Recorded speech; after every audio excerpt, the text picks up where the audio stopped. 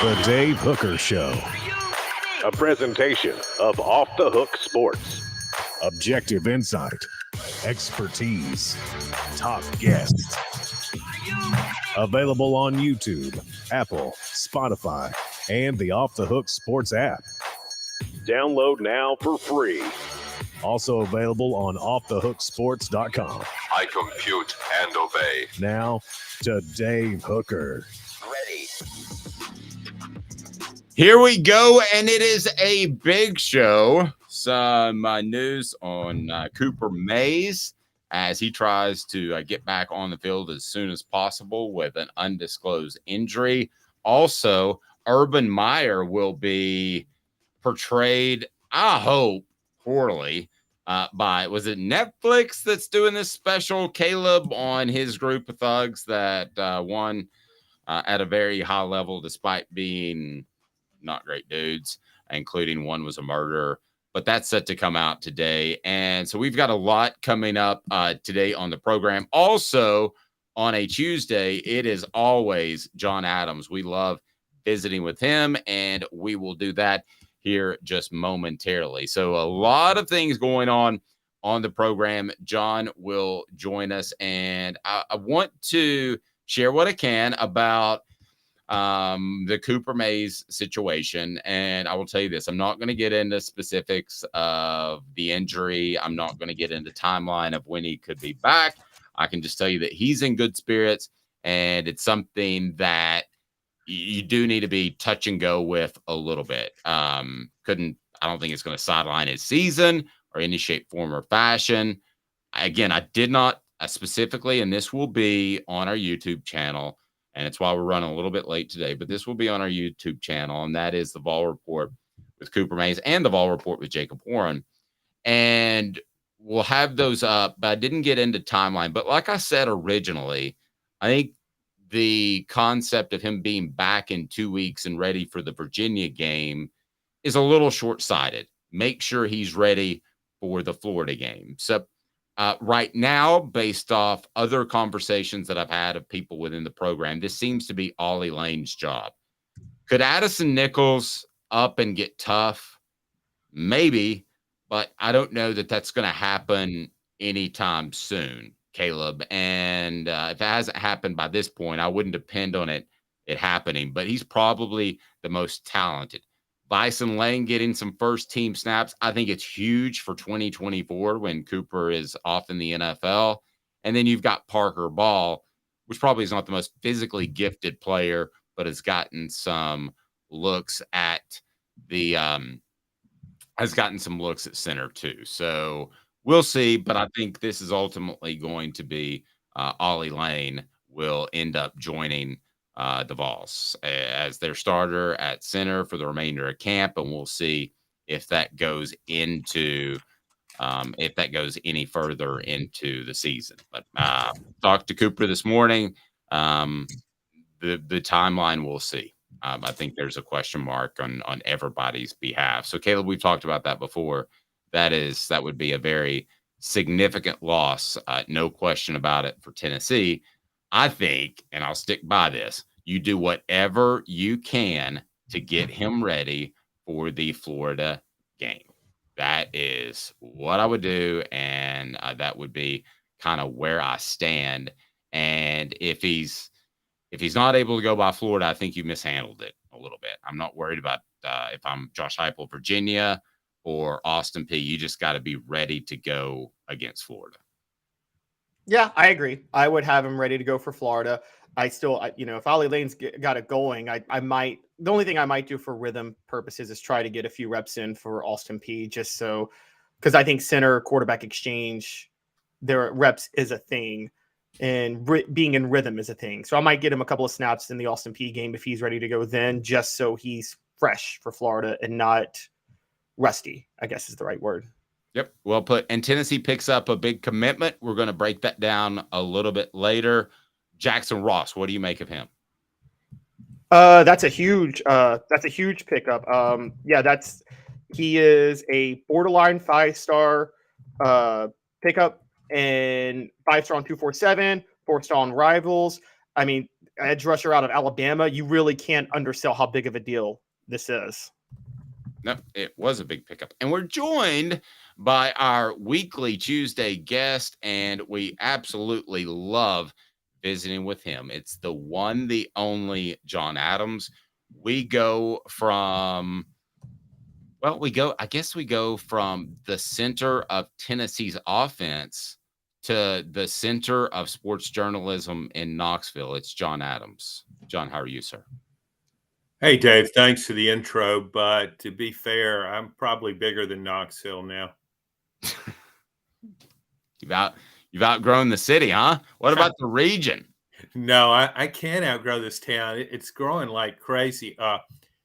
Cooper Mays and I do have something in common. I played 8th grade center on our school's flag football team, and we ran the same plays that the varsity did. So I know whom to block on a power sweep. John, you played center. Does that mean your quarterback was 78 pounds?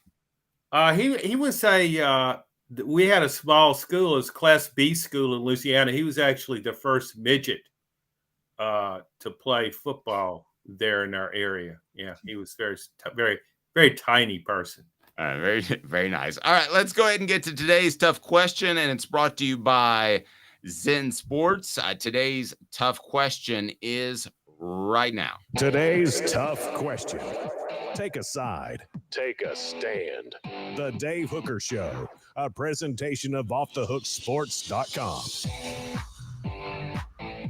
Given this latest commitment, John, do you feel like Tennessee is at the Alabama-Georgia level of recruiting right now, August the 22nd? You've got an Arian Carter, which I know that either school would have taken in last year's class. You've now got Jordan Ross. I think anybody would have taken Ethan Davis. So that's just a couple that come to the top of my head quickly. But is Tennessee at Alabama and Georgia's level in recruiting right now? No, not at all. I mean, it's got some really nice recruits. Josh Heupel's recruiting well, headed for another top 10 class. But Georgia and Alabama are right at the top or near the top. They've been doing that for a while. They stack one great class on top of another. And for Alabama or Georgia to get a recruit like that, it's nice, but it's routine. For Tennessee, it's a big deal. So what does it take to get at that level? Consistently picking up those guys? How long until we say Tennessee's like the 90s and the early 2000s, where they're as good at recruiting as anybody else in the nation? At what point do you cross that threshold? I'm not sure. I mean, and for one thing, Georgia has a great in-state recruiting base that Tennessee doesn't have. Alabama does too.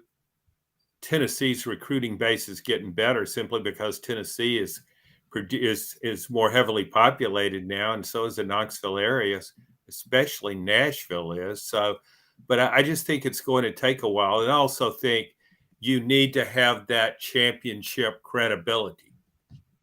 Josh Heupel is doing great things, has Tennessee going in the right direction, but he hadn't won an SEC championship, hadn't won an SEC East championship. I think that would have to come first. So let me ask you this. Josh Heupel, we know, is a great scheme coach and a great offensive coach. Does Tennessee have to beat Alabama and Georgia in recruiting in order to have success against those schools and to eventually better those schools on a regular basis?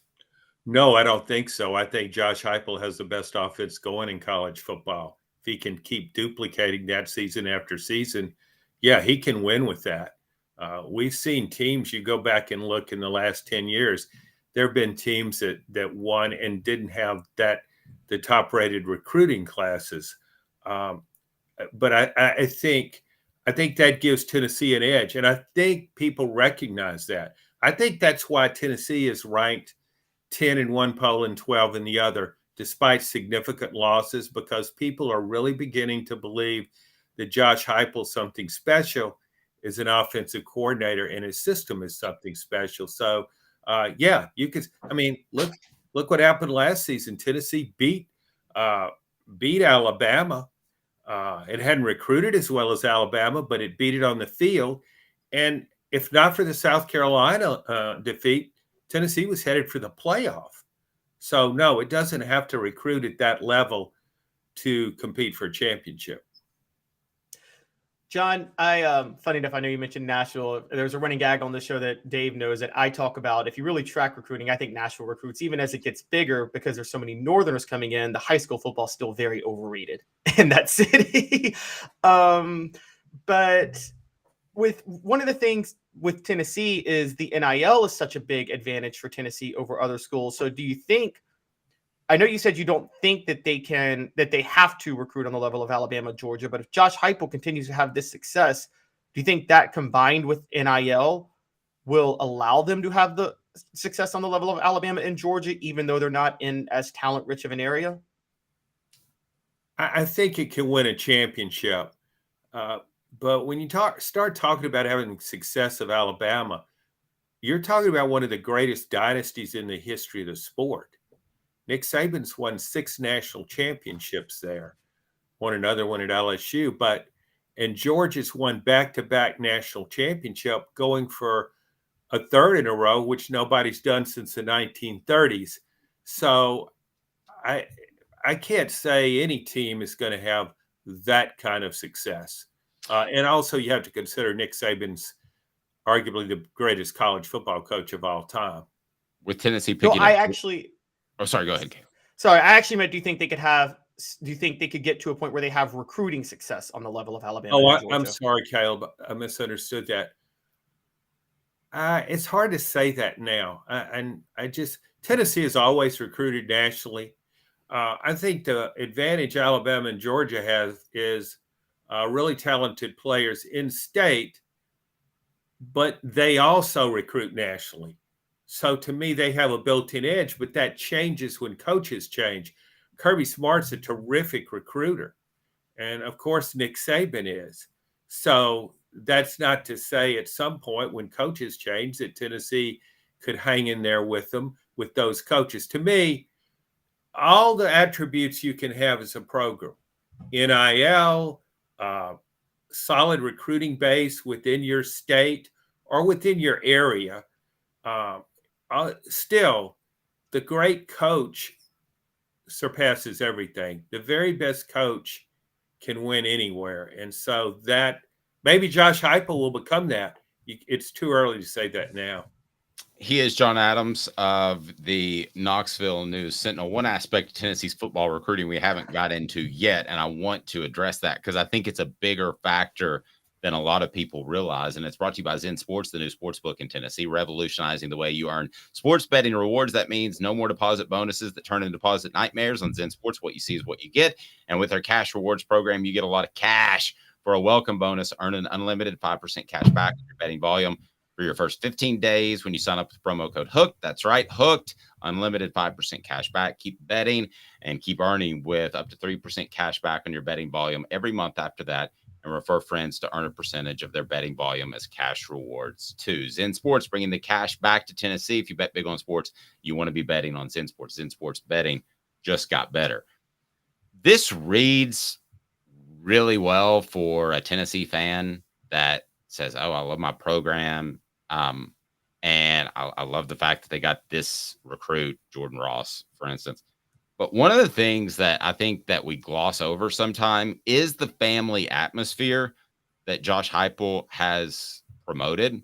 I think players feel comfortable on campus. At the end of the day, John, you and I both know that it's in this order now. NIL, can you get me ready for the NFL? And can I win championships? But somewhere in there below that is the family type of atmosphere. And I think that's really significant. I do. Yeah. And that speaks again to having the best coaches. Best coaches understand that. We've heard on and on about changing a culture, having a great culture. Well, that's nothing more than relationships. It's just become sort of a buzzword in football, changing the culture. But no, you're right. I think at the very best programs at Alabama and Georgia, I think the players feel it's probably like a family. I think it's with the best programs, you're always going to hear that. You know recruiting. You know how many times have you heard? Well, when I went to that particular school, I just felt more comfortable, and I felt like everybody was family there. Well, I guess you can kind of create that environment in most places, but you have to really go through it and go through it day to day. It's one thing to feel like it's family and recruiting, but to go through it day to day, that's different. And I think that's what Josh Heupel's done. I think the players genuinely like him as a coach, and that helps. No, I couldn't put it better myself. I completely disagree. I do love the changing culture thing. It's kind of like, oh, we're going to start eating with our hands, or we're going to have tea in the afternoon, like we're in England, or like, I don't know, somewhere in Africa, respectively. The changing culture is just about being a good person. If an AD says we're going to change the culture, it means the last coach was a jackwagon. Yeah, and you always want the last coach to seem like a jackwagon, because that means better days are surely ahead. Do you think Jeremy Pruitt? Well, he's an exception. I don't know if he ever mentioned culture. That the two don't really go together well. But you're right. It's just I can remember Lou Holtz when he was at South Carolina. I think it was maybe 3 years in, and he was still talking about changing the culture. Well, if you haven't changed it by that point, and he had some good seasons, I'm not knocking his track record there, but it was just an odd thing to say. And you hear it, I think you hear it less now because people understand the immediacy of college football. You don't hear as much about, you never hear rebuilding. That's like a dirty word now to say, yeah, we're rebuilding. No, because that implies a long time frame. Nobody wants to hear that. But I think if you're a coach who treats players well, treats them with respect, and helps them get better at their craft, and gives them confidence when they go on the field, they are well prepared. I think then you have a really good culture. Yes, you do, and they win. That certainly helps. Time for What the H? And it's brought to you by Andy Mason, AndyMasonRealEstate.com. What the? What was he thinking? Release the hounds. The Dave Hooker Show. Keep cool. A presentation of OffTheHookSports.com. John's not big on the Twitter, so I'm going to update him just a little bit here. There was an interview with Tony Elliott where he talked about he strongly considered taking the Tennessee job, and he was among probably a dozen candidates when Tennessee hired Josh Heupel. And then Danny White responded with a quote retweet and said, "I let this go once, but I'm paraphrasing, not a second time. I do not remember offering Tony Elliott the job." What did you make of that?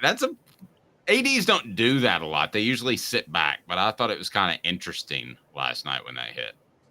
I think it's very odd. Yeah, normally they just let it go, and there was plenty of speculation about that he was in fact offered the job.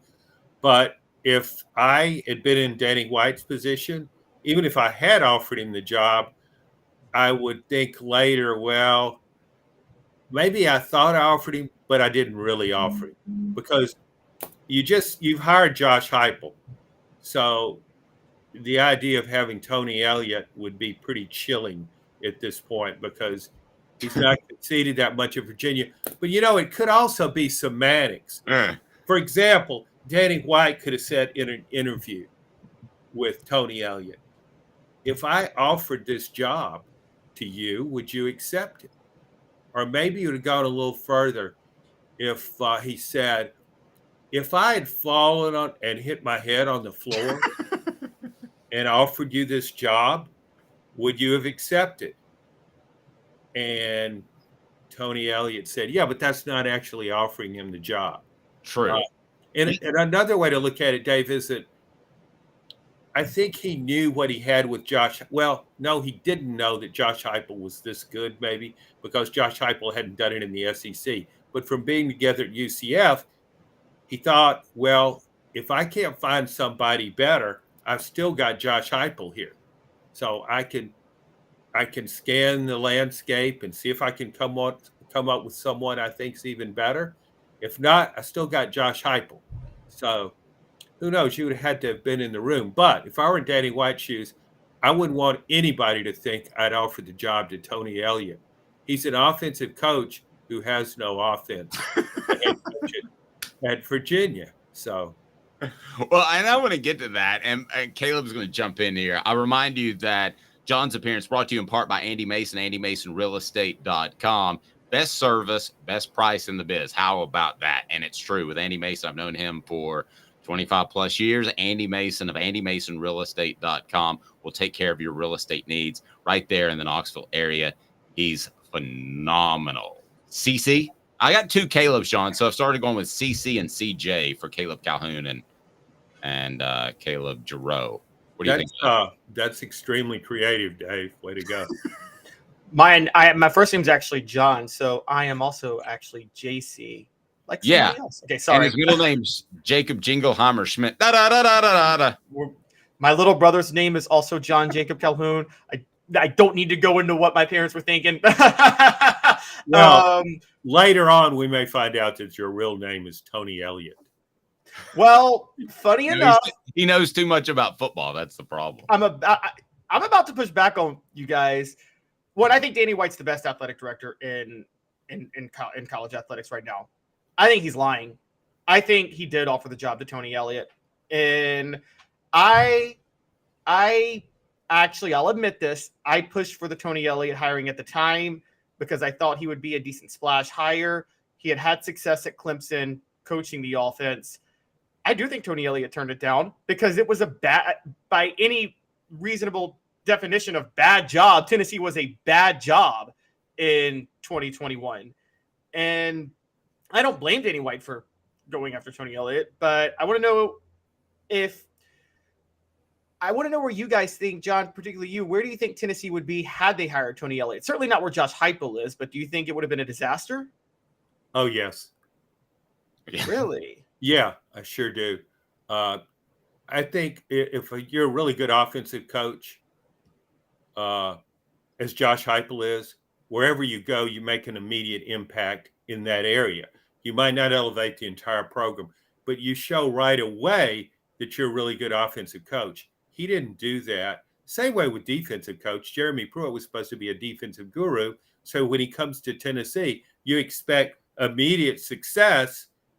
Some not overall maybe, but on defense, you say, hey, that defense looks better. And if you go back to his Tennessee debut against West Virginia is still running into the end zone against Jeremy Pruitt's defense. So no, I think here's a problem I have with that. You can say Tennessee was down at that time. It was in a dreadful place. But you've never been a head coach and you're offered a head coaching job in the SEC. Where did Tony Elliott think he was going? And he ended up taking the Virginia job? That just doesn't make sense to me. No. Out of all the guys that were in the hopper, I think we would agree that Josh Heupel and Zachary says Jay Hop the best person for the job. I think we would agree with that.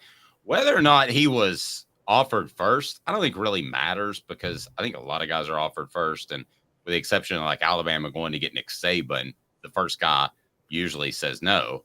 And he did say no for a while with the Dolphins. But Alabama was rejected by Greg Schiano. Remember that.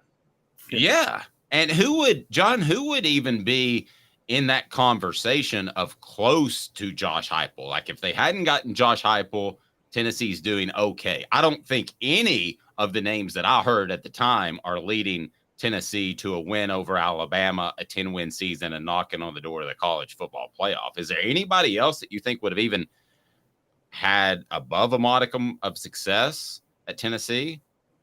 Urban Meyer. Well, no. Take away Urban Meyer and John Gruden for the love of all that's holy. I mean, those guys weren't coming, but take away the realistic ones that you heard if you can dial me back in time a little bit. No, because that's what Tennessee had been doing. That's its history of trying to find these kind of guys, and it was failing miserably. It had Derek Dooley, Butch Jones, and Jeremy Pruitt, all questionable hires. When you look at it on paper, Butch Jones he had the best resume of the three. However, if you looked at it in detail and really analyzed it, you're not having to go that deep. Butch Jones just followed Brian Kelly around. Brian Kelly won at Central Michigan. Butch came in. Brian Kelly recruited well. Same thing happened at Cincinnati. When Brian Kelly left Notre Dame considered Butch Jones. Just kidding. Notre Dame wouldn't have gotten here. Butch Jones, that's kind of where it ended. But I just think it's so important when you hire a coach now, if you can hire a coach who is really proven in an offensive, with offense and quarterbacks. You look at Lane Kiffin, you look at Spencer Riley, not Spencer Riley, Lincoln Riley. I still call him Spencer Riley because Spencer Riley played center on Tennessee's national championship team. And you can check out his edition of the Celebrate 98 series on our YouTube channel. Good tease. Thank you very much, Dave, but it was totally unintentional. So but that's the direction I would want to go in. And he was just different than those guys. You can say, well, Josh Heupel hadn't proved himself at this level. He was at UCF, but you couldn't say that he hadn't proved himself offensively. He did that as a coordinator at Missouri. Then he did it again as a head coach at UCF. So I just think, Tennessee was fortunate, but Tennessee was really due to be fortunate after all those other hires. Yeah, you can't be due. I mean, there's something to be said about that in sports. Zachary says, love the content, guys. Just subscribe to VFL. There you go. We appreciate it. Jacob Warren, what should people do if they want to hear John Adams, Jimmy Himes, Josh Ward, and Fred White, and some guy named Caleb and Dave? What's up, everybody? This is Jacob Warren asking you to like, subscribe, and share. Dave needs this. He does. And who needs to step up and who has the most pressure on them coming up next, other than, of course, Joe Milton? What players have got to up and get it done? 2 minutes with John Adams. I'm Dave Hooker. He's Caleb Calhoun, Off the Hook Sports.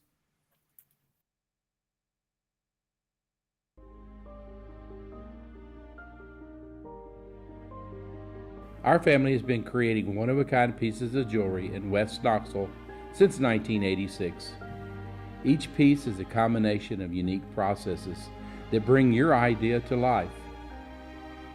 Every day in our shop, a truly special item with a story all its own is being manufactured in our facility, bringing the history and family sentiment into a whole new generation of life. We're grateful that you chose us to be Knoxville's best jeweler, a title that we value and respect. Because to me, being a jeweler and owning a jewelry store are not the same thing. I'm Rick Terry. I'm a jeweler, and we want to be your jeweler. Kingston Pike and Campbell Station Road in the heart of Farragut, and downtown on Gay Street right next to the Tennessee Theater. Hi, Mike Davis here with City Heating and Air, reminding you to always dare to compare. Our team provides quality local heating and air service, installation, and maintenance across East Tennessee. We use only the best equipment like American Standard Heating and Air Conditioning for your residential, new construction, or commercial needs. Honesty, dependability, and customer satisfaction have been the cornerstones of our business since 1961. City Heat and Air. Dare to compare. These mountains hold and defend a spirit far better than moonshine. A drink that holds flavor that becomes necessity. A hard cider made and relished by folk who are as hearty as they are legend. A refreshment that can only be found in one place. With a taste that makes you say, give me 3 bottles of the good stuff. Tennessee Cider Company, where necessity can be found. You're listening to The Dave Hooker Show, a presentation of OffTheHookSports.com. The internet is full of pictures of each and every one of you. Available on YouTube, Apple, Spotify, and the Off the Hook Sports app. Download now for free. Is there nothing you people can't do? Also available on OffTheHookSports.com. Quick story before we get to what Tennessee ball has the most pressure on him. That's name isn't Joe Milton. And that is John Adams was very close to breaking the Derek Dooley hire. A lot of people don't know that. I don't even know if John remembers that, but he got a tip from somebody, I believe at La Tech. And I believe the consensus was there's no way in hell they'll actually hire him. So we didn't run it. Was that pretty much the consensus as you remember it, John? Man, that was a long time ago. Yeah, but I was told that he would be the hire.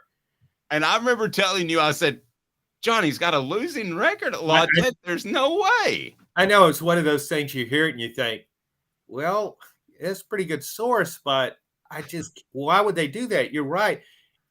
Other people might have said he was really on the hot seat at Louisiana Tech because he'd had 2 losing seasons in 3 years. And I think his overall record, was more L's than W's. So yeah, it's kind of a weird deal.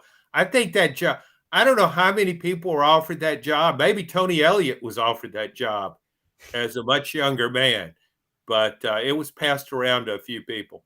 John, I got a question on this though, because I have a little bit of a theory, and I want to know what your thoughts are on the Derek Dooley hire.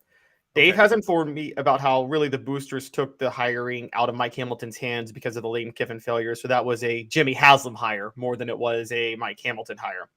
My theory is that because Jimmy Haslam himself is the son of somebody very successful and a career failure at everything he's done, he saw himself in Derek Dooley. I see myself as a loser compared to my father. May I hire you? Yes. That's an interesting theory, Caleb.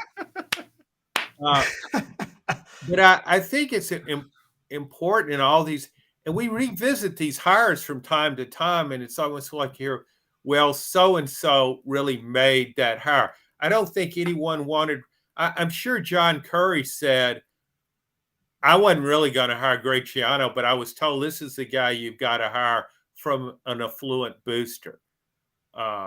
So that, I will say this, Mike Hamilton on his ledger, he hired some pretty good looking coaches. Lane Kiffin, Derek Dooley. Yeah. Have you ever heard me say before, always beware the good looking coach? Have you and I had that discussion? High schools do that all the time. They hire the good looking guy who stands up in front and everybody rallies behind. And a lot of times he's a complete dodo bird. It's true. It is. I know great coaches that because they're not air quotes good looking have been passed over for jobs repeatedly. Well, I also think the good looks help with that first impression. There's no doubt about that. Derek Dooley never had a hair out of place on his head, dressed well, wore nice sunglasses, expensive sunglasses. Yeah, he was always camera ready, so to speak. You could say the same thing about Butch Jones. He just didn't have the looks to go with it. He was trying to get the right look, but couldn't quite pull it off. He had a $7 haircut. It's just terrible. Rocky Top Tom saying if Derek Dooley's last name had been Baker, he never would have been hired. I agree with that. If it's not Dooley, I would. And if Jimmy's last name wasn't Haslam, he'd be homeless because he sucks at everything he does. He'd be outside the pilot, John, holding up people for burgers. Well, there goes your chance of getting the Flying J as a sponsor, Dave. Yeah, that's out. We're going for Casey's or Bucky's. I was already too late the minute Dave hired me. At my old job, I was the first person who felt Jimmy Haslam was behind the Schiano hire, and I knew that he was behind Curry coming in as athletic director to have his little puppet. And I just felt that I have ranted about Jimmy Haslam's career failures for a long time. Well, but he's doing great things in Cleveland.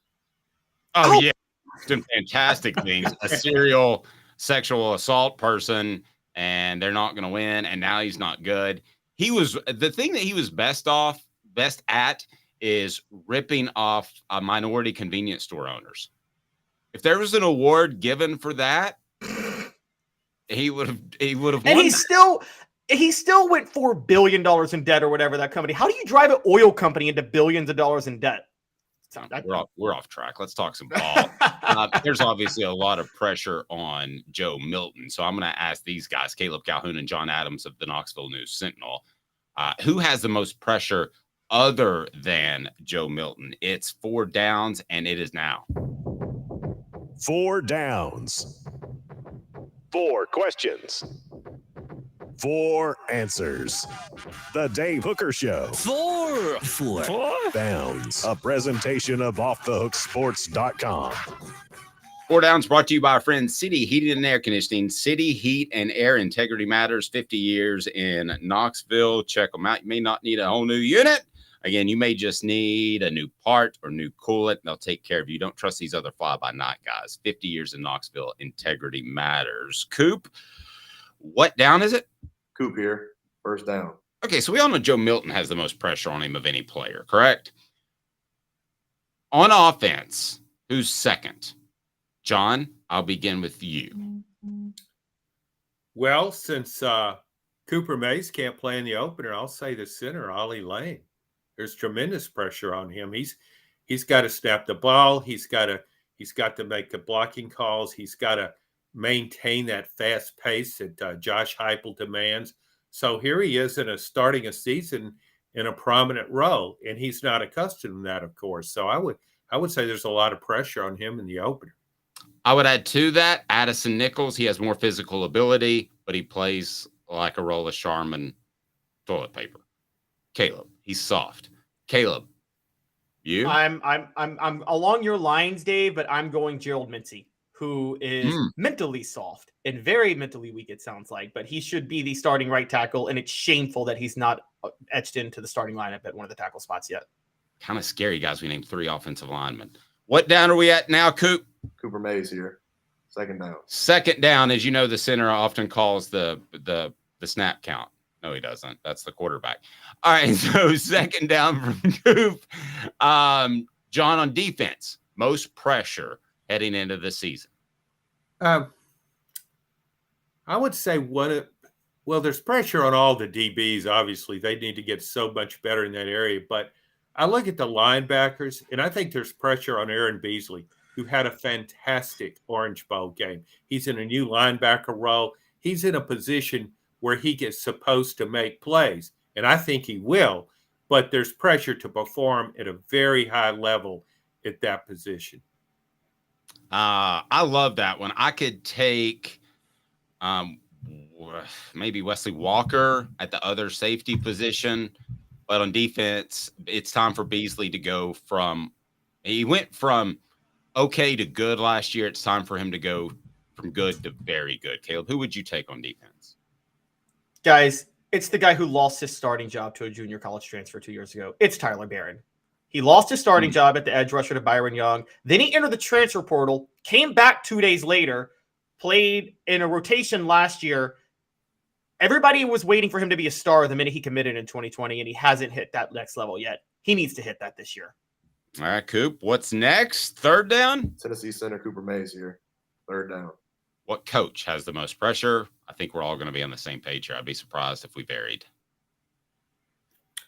I would go with Willie Martinez. Amen, brother. I mean, you've got a lot of DBs there and I don't see where anybody has progressed to a great extent.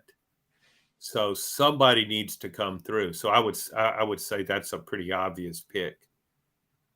Yeah, it reminds me a little bit of, remember when Tennessee had Pat Washington and Larry Slade as receivers coach and defensive backs coach, respectively? and they were great recruiters. Pat Washington very involved with T. Martin's recruitment, and at some point, I think Willie Martinez is a great recruiter. I've got to question him as a player development coach. Caleb, you got anybody besides Willie Martinez? I mean, I would actually go one step above and go Tim Binks. And because look, Willie Martinez, I think he's 60 now. I don't think he's looking for a head coaching job ever. I think he knows at this point he's a career positions coach, which is fine. I think Tim Binks does not have a contract past this year. He's the only coach on the staff. I do want to point that out. That is true. I think Tim Binks is trying to climb. I think he's a guy that would like to climb the coaching ladder at some point, and that's going to be difficult to do in coaching in a hypo offensive based system. So I think he's going to have the most pressure because of what he's putting on himself to try to deliver this year. All right, so here we go. 4th down, Coop. All SEC center Cooper Mays here. 4th down. 4th down. John, the most pressure on this football team on any one player is Joe Milton. We all agree. If Joe Milton got a $100 million NIL deal to go to Notre Dame and he had to leave tomorrow, and it's Nico stepping in, and I always like to for Nico to handle his own name so I don't mess it up. Ia Maleava. If it's Nico right now and he's the guy, and that's the conversation we've been having based off what you've heard from Josh Heupel throughout the preseason and even following Monday's press conference, loves him, says he's ready to play. Tennessee be okay? If there was no Joe Milton and it's just Nico, do you think Tennessee would be okay heading into the season? No, I don't, because there's a big drop off behind Nico.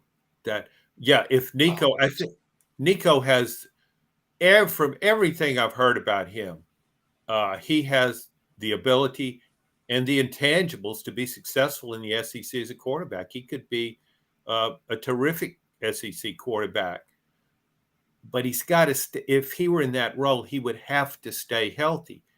I would feel better about that after he's been in a college weight room for strength and conditioning program for a year. So I think that would be difficult. However, I would still feel better about Nico than I would some other backup quarterbacks in the SEC. You know who Kentucky's backup quarterback is? No, I do not. No. Yeah, that's what I mean. I just think I would still feel good because you always want to err on the side of talent. And he apparently has the talent you need to be successful. But I would just be concerned about his staying healthy. John, great stuff as always. Every Tuesday, it's John Adams of the Knoxville News Sentinel. How else do we follow your work? On knoxnews.com, govolsextra.com, and also you can check out our podcast with colleague Blake Topmeyer, SEC Unfiltered. Love that Blake Topmeyer. He's killing it. Probably the best columnist in Tennessee. What about me? John, have a great day, sir. See you guys. He's John Adams. I'm Dave Hooker. And let's go ahead and dig into a bit of a bigger picture topic, and that is the SEC East is starting to take shape. Carson Beck named the starter at Georgia. Graham Mertz named the starter at Florida. Missouri will play both Brady Cook and Sam Horn. You have the Vols, who, as we discussed, their quarterback situation is pretty set. Of this group that I just mentioned of SEC East teams, which of these starters named should Tennessee take the most interest in? I would think Carson Beck was a known commodity. Missouri, crazy time. They're going to play 2 guys, which I think is goofy. And then eventually I would think they would settle on one by the time the Tennessee game rolls around.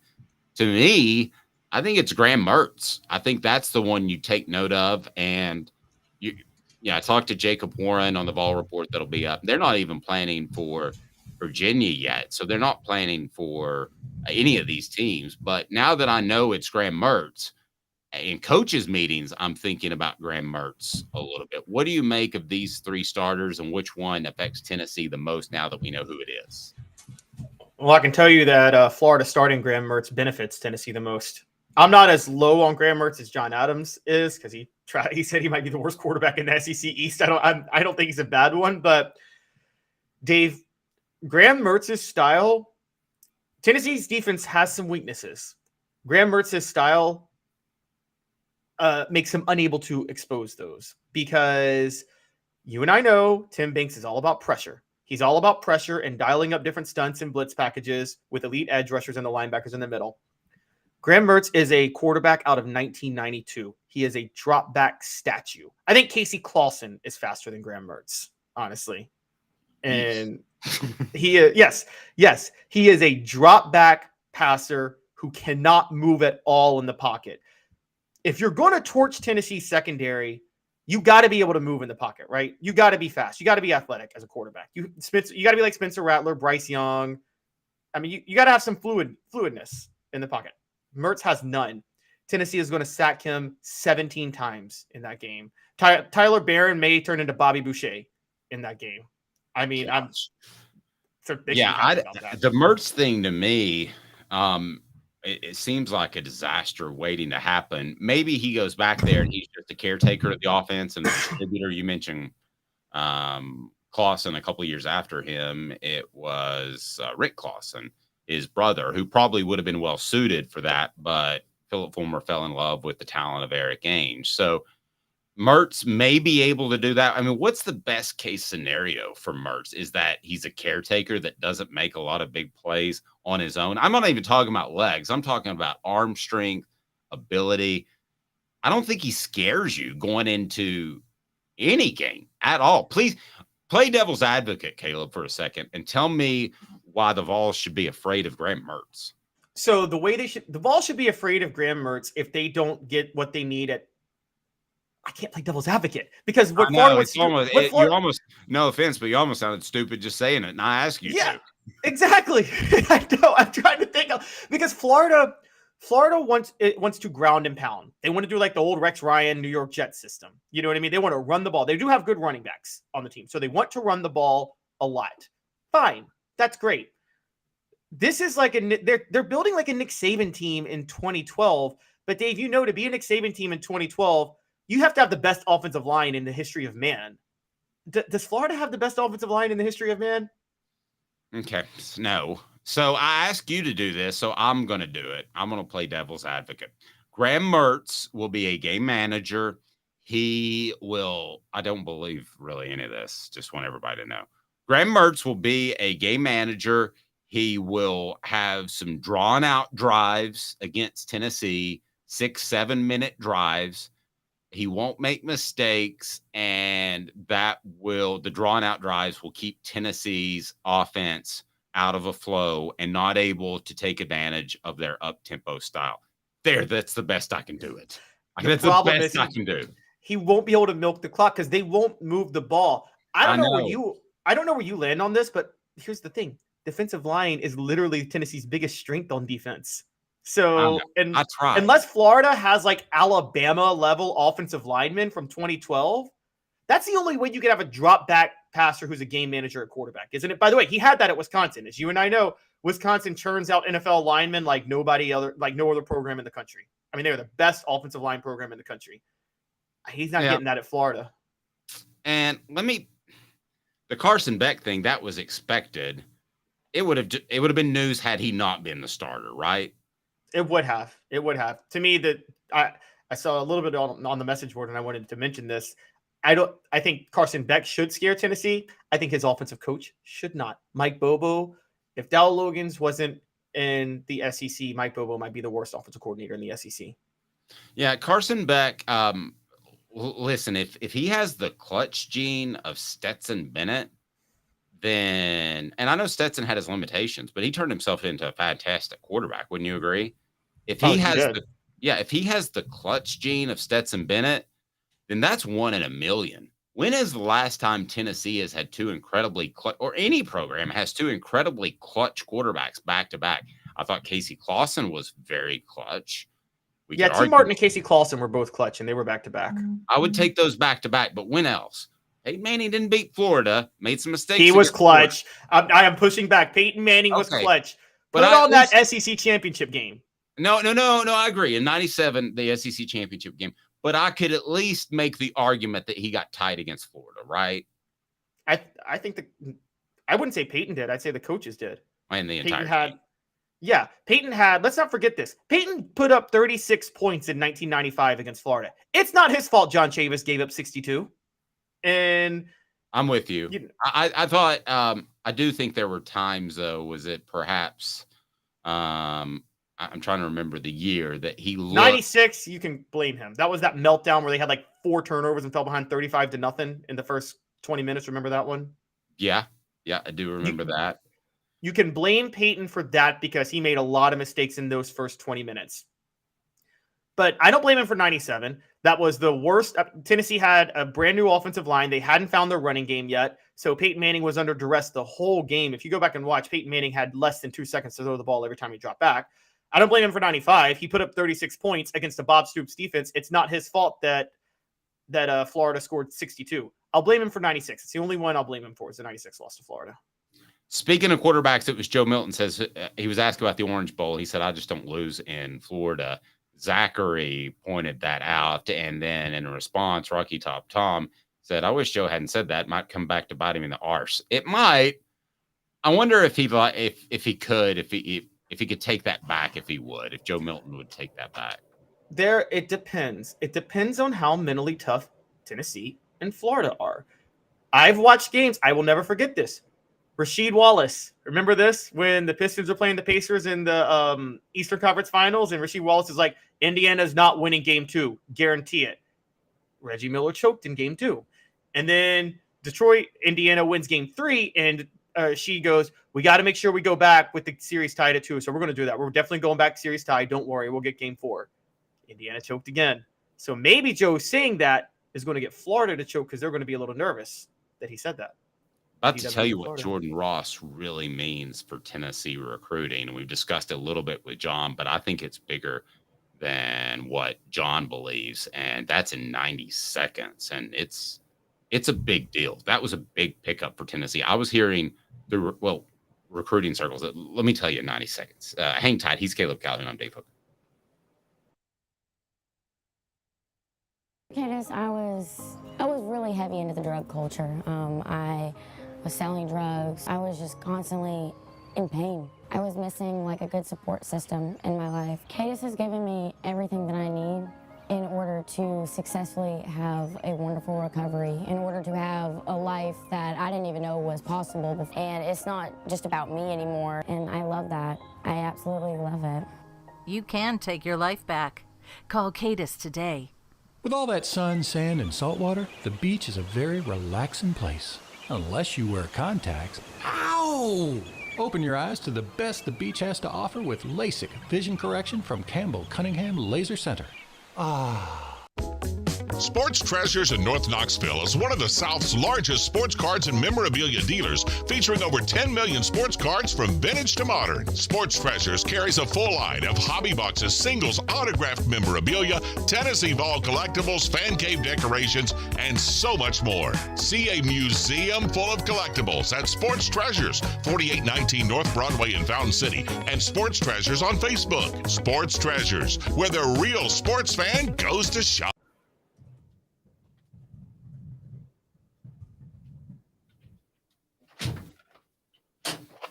Welcome back.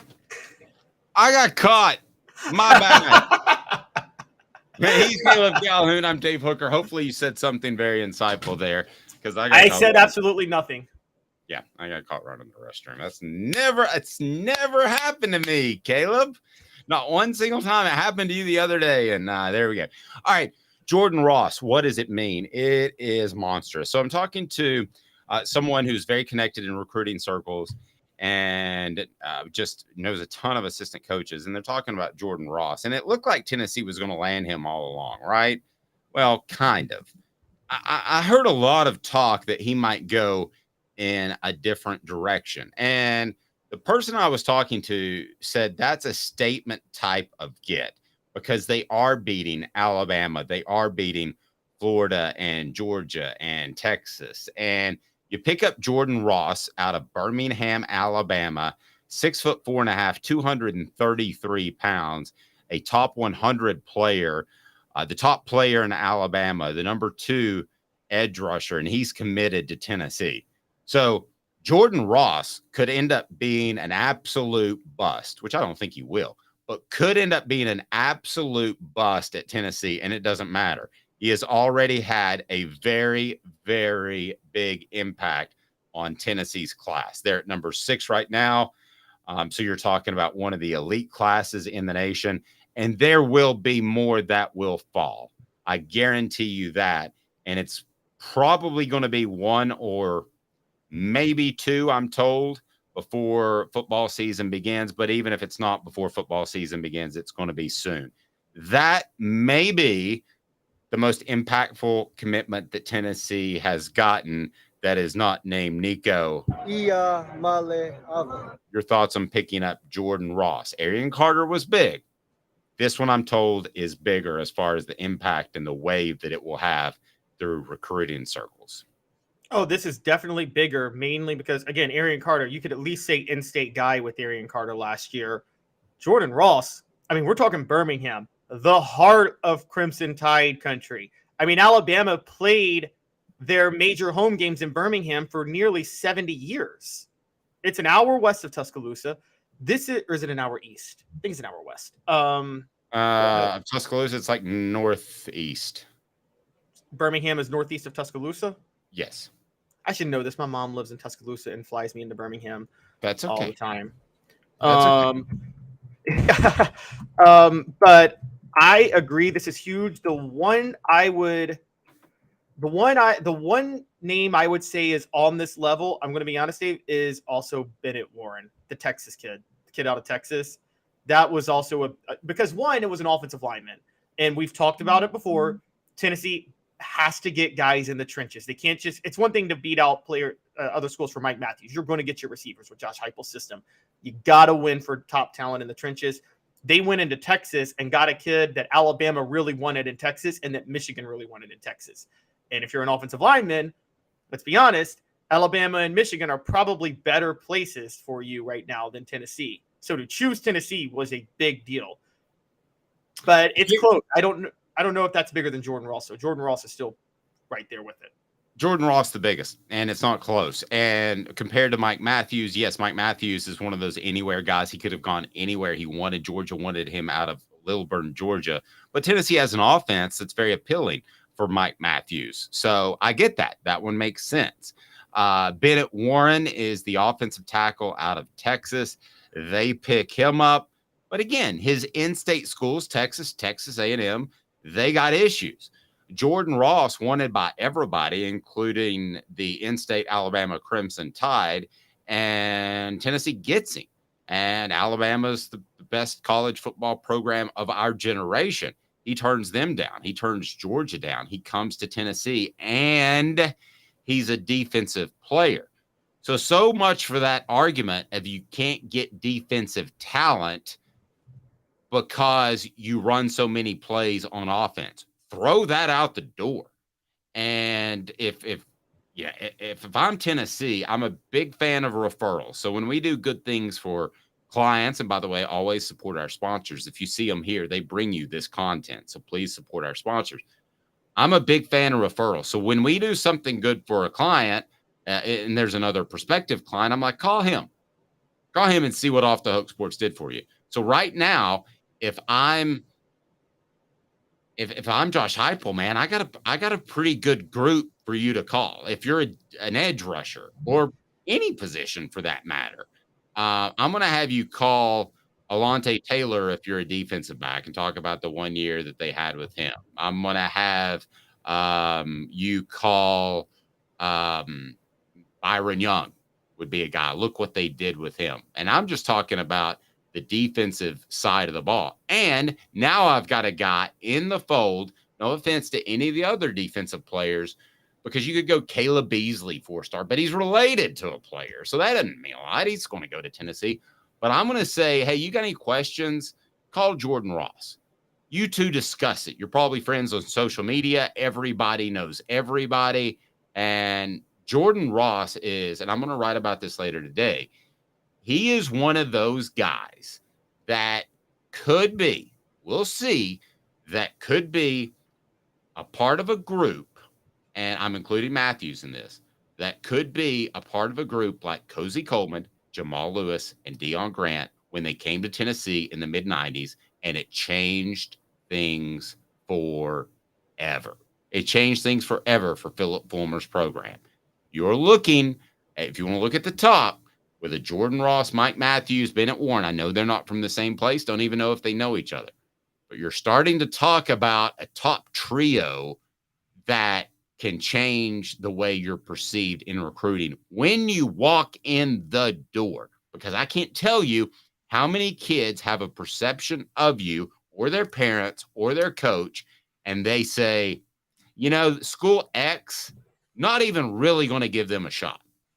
Now Tennessee walks in with their recruiting, their success on the field, and they got a shot at every kid they call. That's how big Jordan Ross was last year. Arian Carter was as well. And I think you're going to see that continue. Unless Tennessee struggles on the field, I don't see any reason why they can't be a top 5 recruiting program. And I would not have said that before Jordan Ross's commitment. Here's the next step. There's one last step Tennessee has to take, because we said the step is they got to get those big uglies, the big guys on either side of the ball out of these other places nationally, Texas, Alabama, things like that. If you track their recruiting the last 2 years, though, they still are having trouble picking up elite defensive backs. Because we talk about the defensive system, Dave, I think a lot of plays helps you if you're an edge rusher. Because, again, you're not going to get the blame when the defense is giving up a lot of points. All they're going to see is you getting a lot of sacks and tackles for a loss and things like that, which helps you for the NFL. Tennessee still, I think they have one unanimous 4-star across all recruiting services from the past 3 years that committed at defensive back, and that would be Jordan Matthews out of Louisiana last year. And based on what you told me, it sounds like they opened up the checkbook for him to get him out of Louisiana. And yes, I think Tennessee's last move is call your boosters and say, open up the checkbook for a few more defensive backs. That's what they need. They got it. It's one thing to get an edge rusher because, again, Tennessee's system, even though it gives up a lot of points, it actually allows you to thrive as an edge rusher. Defensive back, they still haven't hit that level yet. And that's still the weakest part of Tennessee's team, too. But Jordan Ross is a great step, and you are right with that. And you are right that with defensive back, Alontae Taylor should be the one on the phone with everybody right now. You can say, he was a second-round draft pick after 1 year of playing in Josh Heupel's system at cornerback. So the next move is defensive back. No, I agree. All right. We had a question before we get to what should be a very interesting documentary if they do it right, and that's about Florida being a bunch of thugs at the time. Rocky Top Tom said, praise Zeus, please tell me what's up with Ryan freaking Wingo. Well, I'll tell you right now, I think Ryan Wingo got caught up in the game of recruiting, enjoyed it. Suddenly, and I've seen guys do this before. I think I told you the story of the Ramsey kid who's a standout cornerback in the NFL now. Help me with his first name. Jalen Ramsey, the one Derek lost to Florida State. Yeah, he was completely stunned that I wanted to interview him at the time for ESPN. Then he got caught up in the recruiting process and got a little bit of an attitude. I'm not saying that Ron Wingo has an attitude, but I think he got caught up in the process and he likes being chased. And at this point, I think that Texas is doing the most chasing, and I'm told that's where he will likely end up. Is Missouri still even in the hunt for the 5-star wide receiver from St. Louis, Missouri? Yeah, maybe a little bit. They've got that new law that they passed where the coach can actually be there in negotiations for NIL. So I think that helps. But at the end of the day, Tennessee doesn't need Ryan Wingo like they used to. How crazy is this? They don't. And they're never going to hurt for receivers in the future. I can tell you guys that right now. They're not going to hurt for receivers. They're going to always have what they need. And if they don't, they'll get them in the transfer portal, which is still a big part of recruiting right now. So I think that Tennessee's fine. There's a bunch of guys that can play receiver at a high level in college. Where Tennessee needs to win the battles are the edge rushers and the big, massive offensive linemen that can move people. And they're starting to win those battles.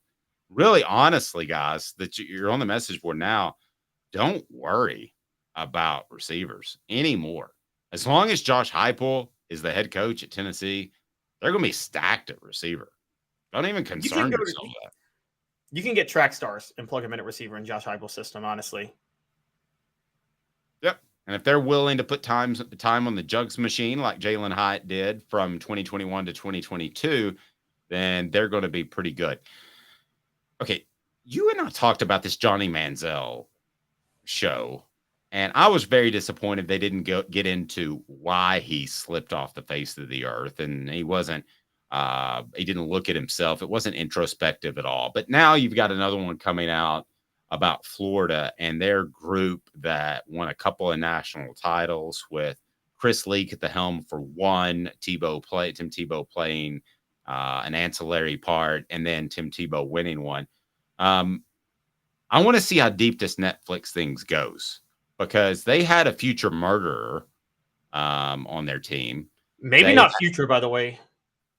Yeah, it may have already done it. And they had a coach that, listen, you rarely hear me just say I have no respect for somebody, but I have no respect for Urban Meyer. You know, Jeremy Fowler, who's on covers the NFL now, he got berated by Urban Meyer. I don't remember if you remember that clip.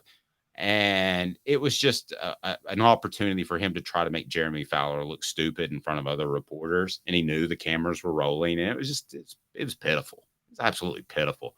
And the way he would treat a young man who was covering a program that there's an awful lot of coverage. I hope it goes deep into the problems that Florida has, because I'm interested, not because I wish ill will on Florida. But if they don't have a Tim Tebow, who has proven over time, he is the ultimate in faith. He hasn't even slipped up once. Everybody slips up once, basically, except for LeBron and Tim Tebow are the guys that project a good image, and they haven't slipped up and gotten in trouble off the field.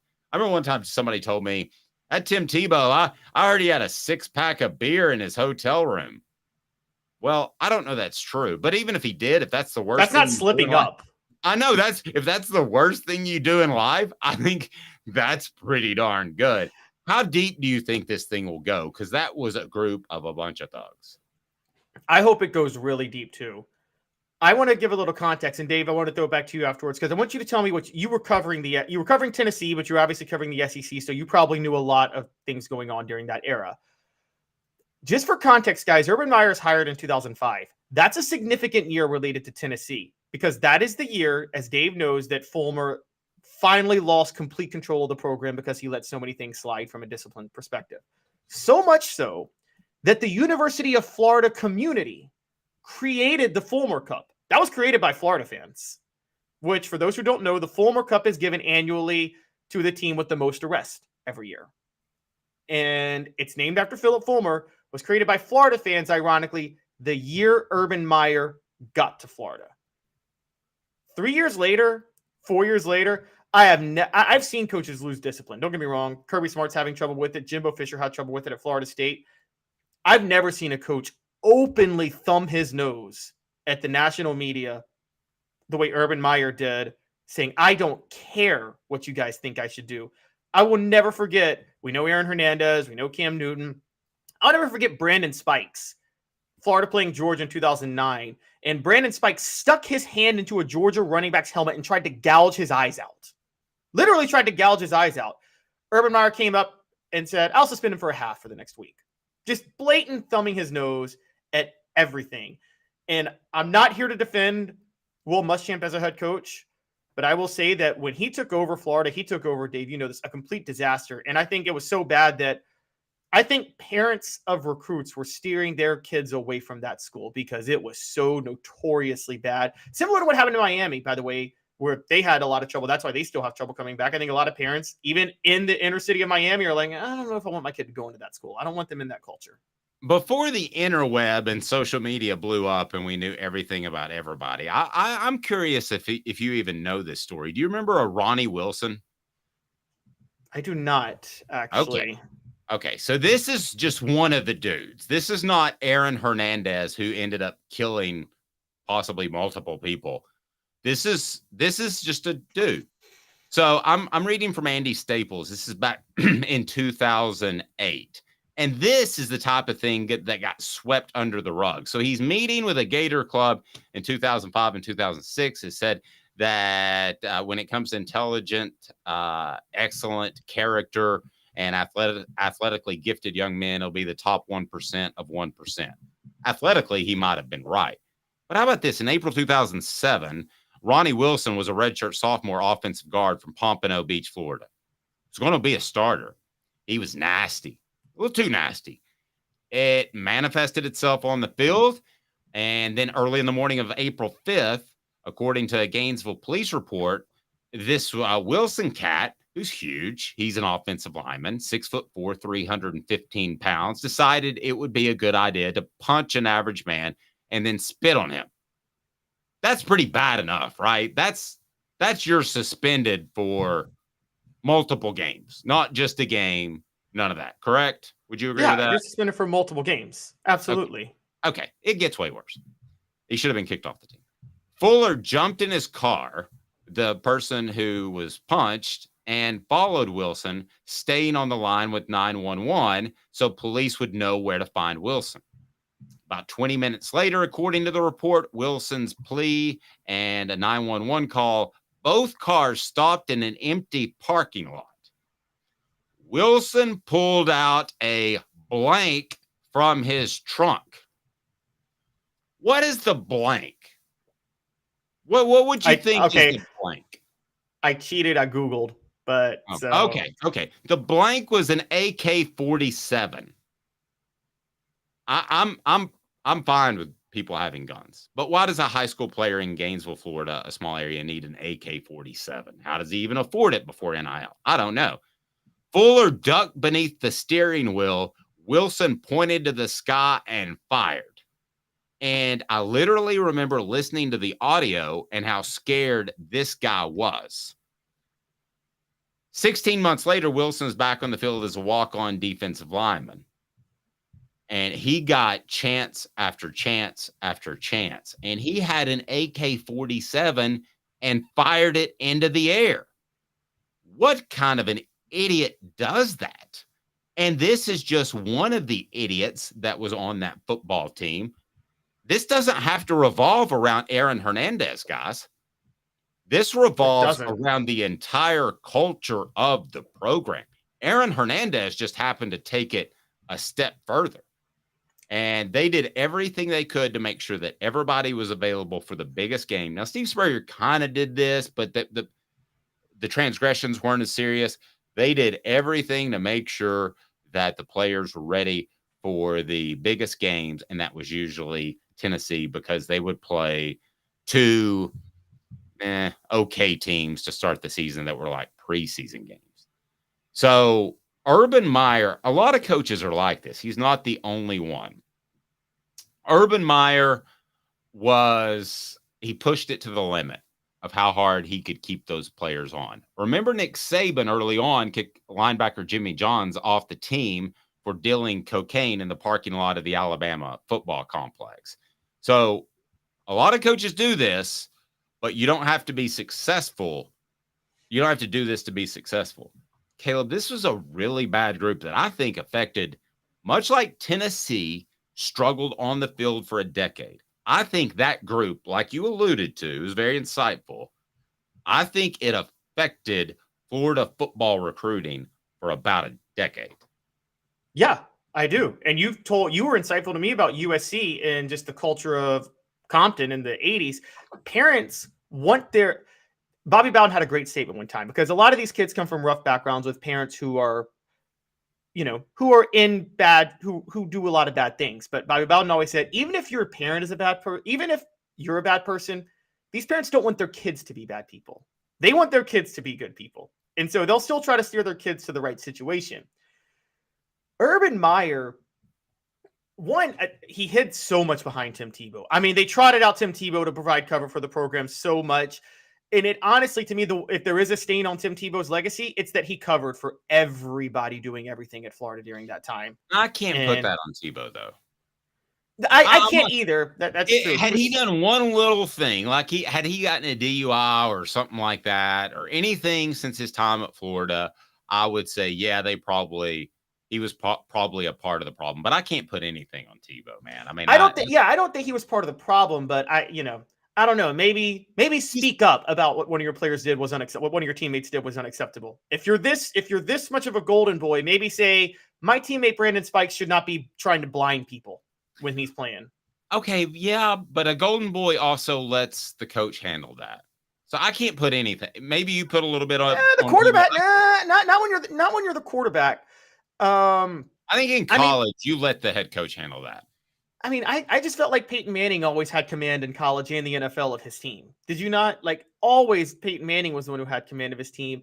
And I've always felt that Florida hid behind the religiosity of Tim Tebow, and oftentimes people who make that much of a public spectacle and hide behind the religiosity of something, there's something going on beneath them. Look at Hugh Freeze, who is the most outspoken Christian coach there is in the SEC and would tweet Bible verses, and darn near got Jonathan Congo to commit to Ole Miss because of how Christian he was.